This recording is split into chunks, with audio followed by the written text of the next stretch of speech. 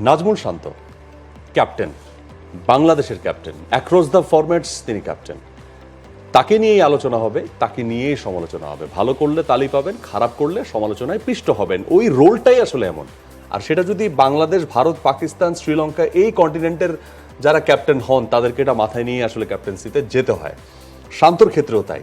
শান্ত 2022 বা 23-এর ওই সময়টাতে যে ফর্মটা তিনি ক্যারি করেছেন সেটা সামহাউ ভ্যানিশড, পাওয়াই যাচ্ছে না। বিপিএলে তিনি একটা ছক্কাও মারতে পারেননি, এটা ছিল সবচেয়ে বড় আনবিলিভেবল ব্যাপার।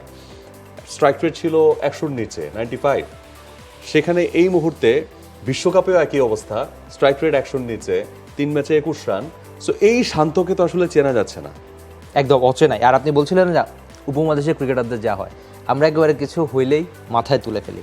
এটা খুব স্বাভাবিক। আমাদের ক্রিকেটটা মানে উপমহাদেশের মানুষজন, লোকজন এত বেশি ক্রিকেটটা ভালোবাসে যে খুব স্বাভাবিক আপনি যদি ভালো একটু ক্রিকেটটা খেলেন আপনাকে একদম মাথার উপর তুলবে, আর আপনি যদি খারাপ করেন একদম নিচে। চলছে প্রেডিকশন গেম নগদ অ্যাপে। প্রেডিকশন করে জিতুন জিক্সার বাই টিভি, স্মার্টফোন সহ আরো অনেক পুরস্কার। তো নাজমুল শান্ত মাঠে খুব ভালো ক্যাপ্টেন্সি করছেন বটে, সবাই প্রশংসাও করছে, কিন্তু ব্যাটার শান্তর দেখাই মিলছে না। আমরা যদি একটু তার রেকর্ডটা দেখি, শেষ 12টা ম্যাচে ওই যে মার্চে শ্রীলঙ্কার সঙ্গে তিনি দারুণ একটা 50 করলেন, তারপর 12টা ম্যাচ তার রান মাত্র 143, ব্যাটিং গড় 13, স্ট্রাইক রেট 85-র মতো। তখনই আসলে বোঝা যায় যে নাজমুল শান্ত ব্যাটার হিসাবে কতখানি ব্যর্থ।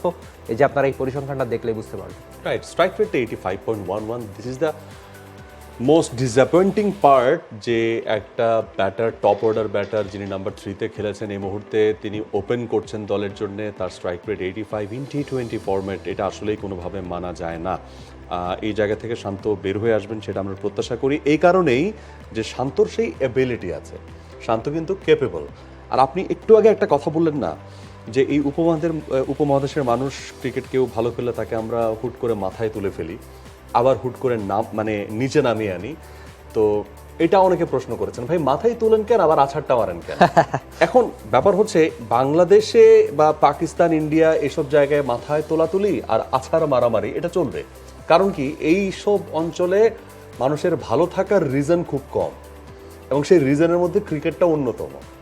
একটা দেশে যে খেলাটা খুব মানে মেইনলি মানুষ খেলাটাকে ফলো করে বা সবাই মিলে খেলে, আপনি এখন দেখেন না ঢাকা শহরে যে জায়গা নাই, তাও প্রতিদিন কত টুর্নামেন্ট চলছে চারপাশে।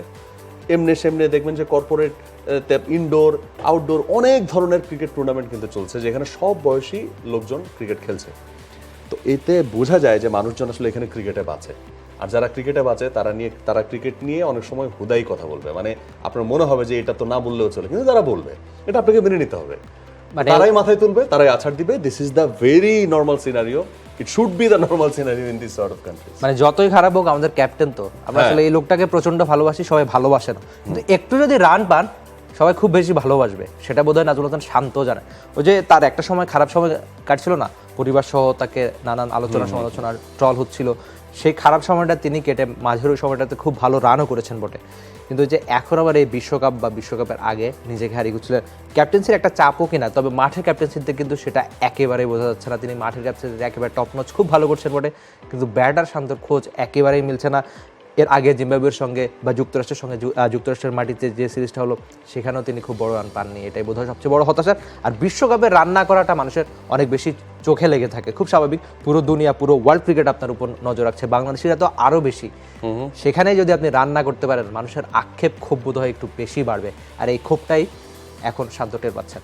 Yes, absolutely. আমরা শান্তর জন্য অবশ্যই দোয়া রাখছি যে বাংলাদেশের অ্যাক্রস দ্য ফরম্যাটস তিনি ক্যাপ্টেন, তিনি এই ব্যাট প্যাচ থেকে বের হয়ে আসবেন এবং তিনি ভালো খেলবেন। ব্যাট হাতে অন্তত তার যে রোলটা আছে সেটা তিনি পালন করবেন। তার captaincy role is going really good so far. তো শান্ত, শুভকামনা আপনার জন্য। For more updates, subscribe to our YouTube channel and click on the bell icon. Follow us on Facebook and Instagram. Download T-Sports app to enjoy exciting games and highlights. Visit tsports.com.